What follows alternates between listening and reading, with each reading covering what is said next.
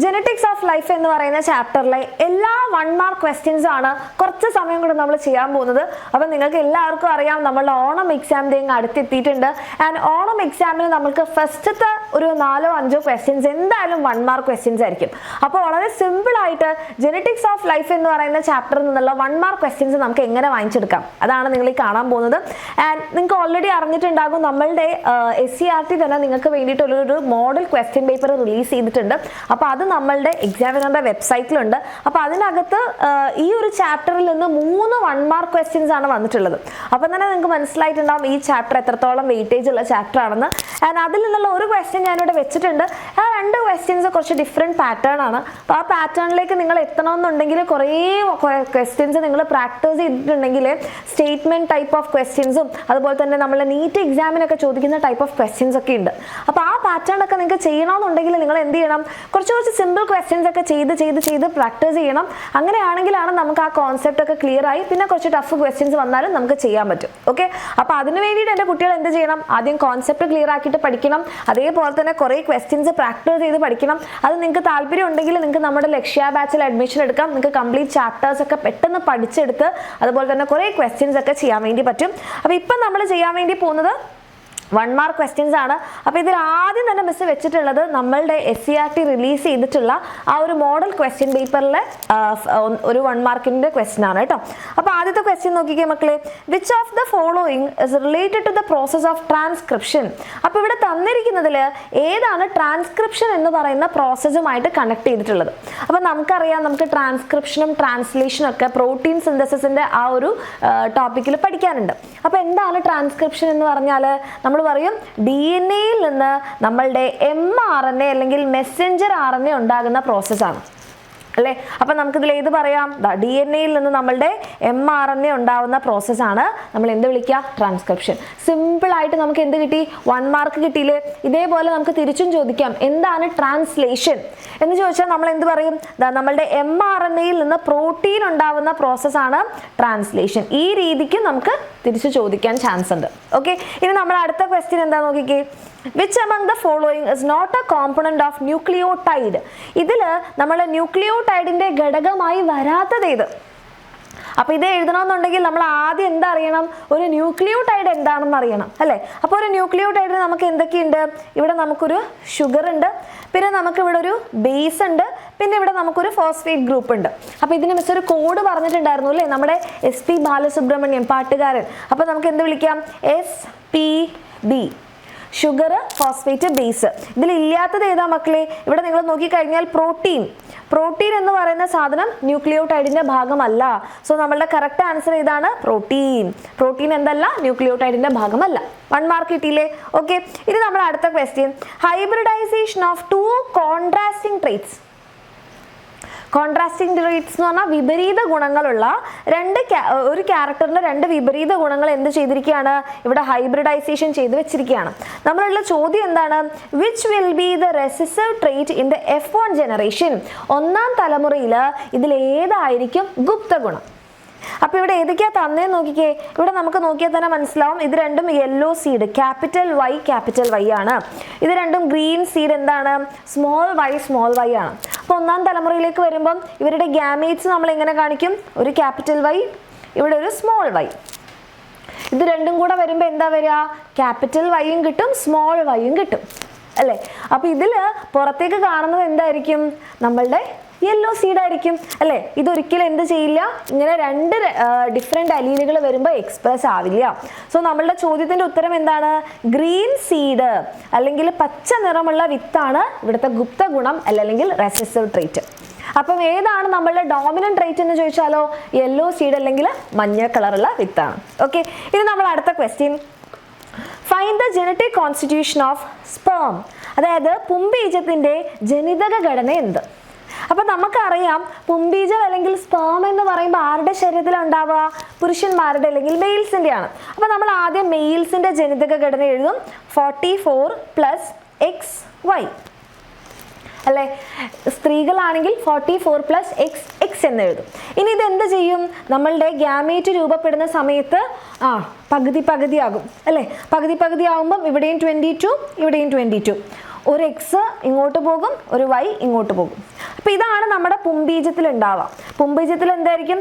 50% സ്പേമിൽ എക്സും ബാക്കി 50% സ്പേമിൽ വൈ ക്രോമസോമും ആണ് ഉണ്ടാവുക. റെഡി? അപ്പോൾ ഇതിൽ ഏതാണ് നമുക്ക് കാണുന്നത്? നിങ്ങൾക്ക് ഇവിടെ നോക്കിക്കഴിഞ്ഞാൽ ഒരിക്കലും 2 എണ്ണവും സ്പേമിൽ ഉണ്ടാവില്ല. ഒരിക്കലും 2 എണ്ണം സ്പേമിൽ ഉണ്ടാവില്ല. കാരണം എന്താ? സ്പേം ഹാപ്ലോയിഡ് ആണ്. ഓക്കെ, ഇത് വരുമോ? ഇതും വരില്ല. അപ്പോൾ ഇവിടെ നമുക്ക് 22 + y ഉണ്ടല്ലോ. നമ്മുടെ കറക്റ്റ് ആൻസർ 22 + y. ഇനി എക്സും ഉണ്ടെങ്കിൽ നമുക്ക് എക്സും എടുക്കാം കേട്ടോ. ഓക്കെ, ഇനി അടുത്ത ചോദ്യം. Complete the illustration according to the model. അപ്പോൾ ഇവിടെ നമുക്ക് എന്ത് തന്നിട്ടുണ്ട്? ഒരു മാതൃക തന്നിട്ടുണ്ട്. ഈ മാതൃക നോക്കിയതിന് ശേഷം നമ്മൾ എന്ത് ചെയ്യുക? ബാക്കിയുള്ളത് ഫില്ല് ചെയ്യുക. അപ്പോൾ മാതൃക എന്താ? RNA-യിൽ റൈബോസ് ഷുഗർ ആണ്. അപ്പോൾ DNA-യിൽ എന്തായിരിക്കും? സിമ്പിൾ അല്ലേ? ഏതാണ്? Deoxy ribose sugar. Ready? Deoxy ribose പഞ്ചസാര. ഡിയോക്സി റൈബോസ് പഞ്ചസാര. ഡിയോക്സി റൈബോസ് പഞ്ചസാര. ഇത് D ആണ് കേട്ടോ, C ആണെന്ന് നിങ്ങൾ തെറ്റിദ്ധരിക്കരുതേ. ഓക്കെ, ഡിയോക്സി റൈബോസ് പഞ്ചസാര. റെഡി? ഇനി നമ്മൾ അടുത്ത ക്വസ്റ്റ്യൻ. ഇവിടെ വീണ്ടും നമുക്കൊരു ടേബിൾ ആണ്. ഇതിൽ നിങ്ങൾക്ക് 2 ഗ്യാപ്പുകൾ ഫില്ല് ചെയ്യാനുണ്ട്. ഓരോ ഗ്യാപ്പ് ഫില്ല് ചെയ്യുമ്പോഴും ഹാഫ് വെച്ച് നമുക്ക് 1 മാർക്കാണ് കിട്ടുക. Complete the table related to human chromosomes. അപ്പോൾ നമ്മുടെ ഹ്യൂമൻ ക്രോമസോംസിനെ കുറിച്ചാണ് പറഞ്ഞിരിക്കുന്നത്. അപ്പോൾ ആദ്യം ചോദിച്ചിരിക്കുന്നത് നമുക്ക് ടോട്ടൽ എത്ര ക്രോമസോംസ് ആണ് മനുഷ്യരിലുള്ളത്? Simple question. എത്ര ക്രോമസോംസ് ആണുള്ളത്? എത്രയാണ്? 44 ക്രോമസോംസ് ആണ് നമ്മളുടെ മനുഷ്യന്മാരുടെ ശരീരത്തിലുള്ളത് അല്ലേ? ഇനി അടുത്തതോ, ഇതിൽ 2 എണ്ണം സെക്സ് ക്രോമസോം ആണ്, അല്ലെങ്കിൽ ലിംഗനിർണയ ക്രോമസോം ആണെന്ന് അവർ തന്നെ പറഞ്ഞു. അപ്പോൾ ബാക്കിയുള്ള ഈ 44 എണ്ണം എന്തായിരിക്കും മക്കളെ? എന്താണ്? നമ്മുടെ സൊമാറ്റിക് ക്രോമസോം ആണ്, അല്ലെങ്കിൽ നമ്മൾ എന്ത് വിളിക്കും? സ്വരൂപ ക്രോമസോം ആണ്. സൊമാറ്റിക് ക്രോമസോം അല്ലെങ്കിൽ സ്വരൂപ ക്രോമസോം. അത് എഴുതി കഴിഞ്ഞാൽ നമുക്ക് എന്ത് കിട്ടി? നമുക്ക് 1 മാർക്ക് കിട്ടി. എത്ര സിമ്പിൾ ആയിട്ടാണ് നമുക്ക് 1 മാർക്ക് കിട്ടിയേ അല്ലേ? ഇനി നമ്മൾ അടുത്ത ചോദ്യം നോക്കിക്കേ. Nitrogen bases in DNA are given below. DNA-യിലെ നൈട്രോജൻ ബേസുകൾ തന്നിട്ടുണ്ട്. Make them into suitable pairs. അപ്പോൾ പെയേഴ്സ് ആക്കാം. ഇത് സ്ഥിരമായിട്ട് ചോദിക്കുന്ന ഒരു ഇമ്പോർട്ടൻ്റ് ആയിട്ടുള്ള ക്വസ്റ്റൻ ആണ് കേട്ടോ. ഓക്കെ, അപ്പോൾ നോക്കിക്കേ, ഇതാണ് നമ്മുടെ നൈട്രോജൻ ബേസസ്. നമുക്ക് ഏതൊക്കെയാണ്? എഡിനിൻ ഉണ്ട്, തൈമിൻ ഉണ്ട്, ഗ്വാനിൻ ഉണ്ട്, സൈറ്റോസിൻ ഉണ്ട്. കാരണം ഇത് DNA ആണ്. RNA ആണെങ്കിൽ തൈമിന് പകരം യുറാസിൽ വന്നേനെ. ഓക്കെ, അപ്പം നമ്മളോട് ചോദിച്ചത് ഇവരുടെ പെയർ എഴുതാനാണ്. നമ്മൾ എന്ത് എഴുതും? എഡിനിൻ എപ്പോഴും ഇഷ്ടം ആരെയാണ്? ഡബിൾ ബോണ്ട് വിത്ത് തൈമിനാണ് അല്ലേ? ആൻഡ് ഗ്വാനിൻ ആരെയാണ് ഇഷ്ടം? ട്രിപ്പിൾ ബോണ്ട്, 3 ഇഷ്ടം. ആരുടെ കൂടെ? നമ്മുടെ സൈറ്റോസിൻ്റെ കൂടെ. കിട്ടിയോ? Adenine double bond with thymine, guanine triple bond with cytosine. നേരെ തിരിച്ചായാലും അങ്ങനെയാണ് വരിക. ഓക്കെ, ഇത് നമ്മളിത് അടുത്ത ക്വസ്റ്റ്യൻ. വീണ്ടും നമ്മളെ ആരെയാണ് തന്നിരിക്കുന്നത് നോക്കിക്കേ. Observe the given figure and identify the parts labelled as A and B. ഇത് എൻ്റെ കുട്ടികൾ എന്ത് ചെയ്യുക? നിങ്ങളെല്ലാവരും ഇത് കമൻറ്റ് ചെയ്യുക. ഈ ക്വസ്റ്റ്യൻ മിസ് പറയുന്നില്ല. ഇത് നമ്മളുടെ എന്തിൻ്റെയാണ് തന്നിരിക്കുന്നത്? നമ്മുടെ ന്യൂക്ലിയോടൈഡിൻ്റെ സ്ട്രക്ചറാണ് തന്നിരിക്കുന്നത്. ഇതിൽ A എന്താണ്, B എന്താണ് എന്നുള്ളത് നിങ്ങൾ കറക്റ്റായിട്ട് കമൻറ്റ് ചെയ്യുക. ഓക്കെ, അവർ നമ്മൾ അടുത്ത ക്വസ്റ്റ്യനിലേക്ക് പോവാണ്. Select the nucleotide that present only in RNA. RNA-യിൽ മാത്രം കാണുന്ന ന്യൂക്ലിയോടൈഡ് ഏത് എന്നാണ് നമ്മൾ കണ്ടുപിടിക്കേണ്ടത്. ഓക്കെ, അപ്പം നമുക്കറിയാം DNA-യിലെ ന്യൂക്ലിയോടൈഡ് ഉണ്ട്, RNA-യിലെ ന്യൂക്ലിയോടൈഡ് ഉണ്ട്. പക്ഷേ ഇത് RNA-യിൽ മാത്രം കാണുന്ന ന്യൂക്ലിയോടൈഡ് ഏത്? നോക്കിക്കേ, ഏതാണ്? ഇപ്പം എഡിനിൻ നോക്കുകയാണെങ്കിൽ അത് RNA-യിലും DNA-യിലും ഉണ്ട്. തൈമിൻ നോക്കുകയാണെങ്കിൽ അത് DNA-യിൽ മാത്രമേ ഉള്ളൂ അല്ലേ? ഇത് DNA-യിൽ മാത്രമേ ഉള്ളൂ. ഇനി ഗ്വാനിൻ നോക്കുകയാണെങ്കിൽ RNA-യിലും DNA-യിലും ഉണ്ട്. പക്ഷേ യുറാസിൽ ആറിൽ മാത്രമേ ഉള്ളൂ. ഇവിടെ നിങ്ങൾക്ക് യുറാസിൽ കാണാം അല്ലേ? ഇത് ആരിൽ മാത്രമേ ഉള്ളൂ? നമ്മുടെ RNA-യിൽ മാത്രമേ ഉള്ളൂ. സോ കറക്റ്റ് ആൻസർ എന്ന് പറയുന്നത് നമ്മുടെ യുറാസിലുള്ള nucleotide, that is option B. Option B ആണ് കറക്റ്റ് ആൻസർ. ഇനി DNA മാത്രം ചോദിച്ചു കഴിഞ്ഞാൽ നമ്മൾ ഏതെടുക്കണം? ഇതെടുക്കണം. ഇത് DNA-യിൽ മാത്രം കാണുന്നത്. ഓക്കെ, രണ്ടിലും കോമൺ ആയിട്ട് കാണുന്നതാണ് നമ്മളുടെ ഗ്വാനിനും അതേപോലെ തന്നെ സൈറ്റോസിനും. ദെൻ നമ്മളെ അടുത്ത ക്വസ്റ്റ്യൻ, അതുപോലെ തന്നെ എഡിനിൻ ഗ്വാനിൻ സൈറ്റോസിൻ രണ്ടിലും കോമൺ ആണ്. യുറാസിൽ RNA-യിൽ മാത്രം, തൈമിൻ DNA-യിൽ മാത്രം. ദെൻ അടുത്ത question, draw A nucleotide scene only in DNA. നമ്മളിപ്പോൾ പറഞ്ഞില്ലല്ലോ, ഇതൊക്കെ പ്രീവിയസ് ഇയർ ക്വസ്റ്റ്യൻസ് ആണ് കേട്ടോ. ഓക്കെ, അപ്പം നമ്മൾ DNA-യിൽ മാത്രം കാണുന്ന ന്യൂക്ലിയോടൈഡ് വരയ്ക്കണം. സിമ്പിൾ അല്ലേ? അപ്പോൾ ഒരു ന്യൂക്ലിയോടൈഡ് നമ്മളോട് പറഞ്ഞിരിക്കുന്നത് DNA ആണെന്നാണ്. അപ്പോൾ DNA ആണെങ്കിൽ നമുക്ക് ഡിയോക്സി റൈബോ ഷുഗർ ആണ് വേണ്ടത്. അപ്പം മിസ് ദേ ഡിയോക്സി റൈബോ ഷുഗറിനെ എടുത്തു. പിന്നെ നമുക്ക് ആര് വേണം? ഫോസ്ഫേറ്റ് ഗ്രൂപ്പിനെ വേണം. അപ്പം മിസ് ദേ ഫോസ്ഫേറ്റ് ഗ്രൂപ്പിനെ എടുത്തു. അപ്പോൾ DNA എടുത്തു, DNAക്ക് വേണ്ടിയിട്ട് ഡിയോക്സി റൈബോസും എടുത്തു, ഫോസ്ഫേറ്റും എടുത്തു. ഇനി നമ്മളോടുള്ള question scene only in DNA അല്ലേ? DNA-യിൽ മാത്രം കാണുന്നത്, ഏതെങ്കിലും വരയ്ക്കാൻ പറ്റില്ല, DNA-യിൽ മാത്രം കാണുന്നത്. ഓക്കെ, DNA-യിൽ മാത്രം കാണുന്ന ന്യൂക്ലിയോടൈഡ് വരയ്ക്കുക. നമുക്കറിയാം തൈമിൻ DNA-യിൽ മാത്രമാണ്, അത് ആരിലില്ല? നമ്മുടെ RNA-യിൽ. സോ നമ്മൾ ആരെ എടുക്കും? തൈമിനെ എടുക്കും. തൈമിൻ ഇങ്ങനെ എടുക്കുന്നു, തൈമിൻ.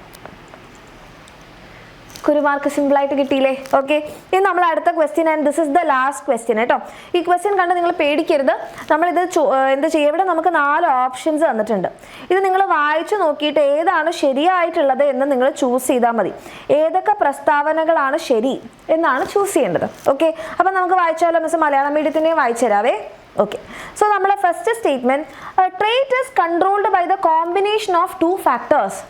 അതായത് ഒരു സ്വഭാവത്തെ നിയന്ത്രിക്കുന്നത് 2 ഘടകങ്ങൾ ചേർന്നാണ്. നമ്മുടെ മെന്റൽ പറഞ്ഞിട്ടുണ്ട് അല്ലേ, 2 ഘടകങ്ങൾ ഉണ്ടാവും, ക്യാപിറ്റൽ T സ്മോൾ t അങ്ങനെയൊക്കെ പറഞ്ഞില്ലേ? ഓക്കെ, അപ്പൊ അത് ശരിയാണ്. ഇനി all characters are expressed by offsprings of the F1 generation. 1ാം തലമുറയിലുള്ള എല്ലാവരും എല്ലാ സ്വഭാവവും കാണിക്കുന്നുണ്ടോ? all characters 1ാം തലമുറയിലെ സന്താനങ്ങളിൽ എല്ലാ ഗുണങ്ങളും പ്രകടമാകുന്നുണ്ട്, ഉണ്ടോ? ഇല്ല അല്ലേ? ആ റെസസീവ് ട്രേറ്റിലെ ഗുപ്ത ഗുണം 1ാം തലമുറയിൽ പ്രകടമായിട്ടില്ല. അപ്പൊ ഇത് തെറ്റാണ്. ഇനി the characters expressed in the F1 generation remain hidden in the F2 generation. ശരിയാണോ മക്കളെ? 1ാം തലമുറയിൽ പ്രകടമായ ഗുണങ്ങൾ 2ാം തലമുറയിൽ മറഞ്ഞിരിക്കുന്നു. 1ാം തലമുറയിൽ ഇപ്പം നമ്മൾ ടോളിന്റെ ഹൈറ്റിന്റെ കേസ് എടുത്തപ്പം 1ാം തലമുറയിൽ ഹൈറ്റ് ഉള്ള ചെടികളാണ് കിട്ടിയത്. എന്ന് വെച്ചാൽ 2ാം തലമുറയിൽ ഹൈറ്റ് ഇല്ലാത്ത ചെടികളാണോ വന്നത്? അല്ല അല്ലേ? ഹൈറ്റ് 1ാം തലമുറയിലെ പ്രകടമായ ഗുണങ്ങൾ 2ാം തലമുറയിലും എന്തായിട്ടുണ്ട്? പ്രകടമായിട്ടുണ്ട്. ഓക്കെ, അടുത്തത് the ratio of the dominant characters and recessive characters in the F2 generation. ഇത് F2 ആണ്. F2 generation appear in 3:1 ratio. അല്ലേ? 2ാം തലമുറയിലെ പ്രകടമായതും മറഞ്ഞിരിക്കുന്നതുമായ ഗുണങ്ങളുടെ അനുപാതം 3:1 ആണ് അല്ലേ? നമുക്ക് 3 ടോളും 1 ഡ്വാഫും ആണ് കിട്ടിയത്. സോ നമ്മളുടെ കറക്റ്റ് ആൻസേഴ്സ് ഏതൊക്കെയാണ്? 1ഉം 4ഉം കറക്റ്റ് ആണ്. അപ്പൊ ഇതിൽ ഏതാണ് നമ്മളുടെ കറക്റ്റ് ആൻസർ? 1ഉം 4ഉം correct. Option C is correct answer. കഴിഞ്ഞു. ഓക്കെ, അപ്പോൾ ഇത് എൻ്റെ കുട്ടിയൊക്കെ യൂസ്ഫുൾ ആയെങ്കിൽ തീർച്ചയായിട്ടും അതൊന്ന് എൻ്റെ മക്കൾ കമൻറ്റ് ചെയ്യുക. അതേപോലെ നിങ്ങൾക്ക് കമൻറ്റ് ചെയ്യാൻ മിസ് വേറൊരു ക്വസ്റ്റ്യൻ കൂടെ തന്നിട്ടുണ്ടായിരുന്നു അല്ലേ? ഏതാണ് നമ്മുടെ കമൻറ്റ് ചെയ്യാനുള്ളൊരു ക്വസ്റ്റ്യൻ? ഏതാണ് A ഏതാണ് B എന്ന് കമൻറ്റ് ചെയ്യുക. ആൻഡ് മക്കളെ എക്സാം ഒക്കെ അടുത്ത് കഴിഞ്ഞു, പഠിച്ചിട്ടില്ലെങ്കിൽ നമുക്കൊന്നും ചെയ്യാൻ വേണ്ടി പറ്റൂല. അപ്പം ഇതിനേക്കാൾ നമ്മളുടെ ആ ഒരു മോഡൽ പേപ്പറിലുള്ള ക്വസ്റ്റ്യൻസ് ഒക്കെ നമുക്ക് ചെയ്യണം. അത് നമുക്ക് ചെയ്യണമെന്നുണ്ടെങ്കിൽ നമ്മൾ കോൺസെപ്റ്റ് മനസ്സിലാക്കി ക്വസ്റ്റ്യൻസ് ഒക്കെ ഒത്തിരി പ്രാക്ടീസ് ചെയ്യണം. അതേ രീതിയിൽ നിങ്ങൾക്ക് ക്വസ്റ്റ്യൻസ് ഒക്കെ പ്രാക്ടീസ് ചെയ്യാൻ വേണ്ടിയിട്ടുള്ള എല്ലാ കാര്യങ്ങളും നമ്മുടെ എക്സാം എന്നാണ് ലക്ഷ്യ ബാച്ചിലുണ്ട്. താല്പര്യമുള്ള മക്കൾക്ക് താഴെ കാണുന്ന നമ്പറിൽ മെസ്സേജ് ചെയ്യാം.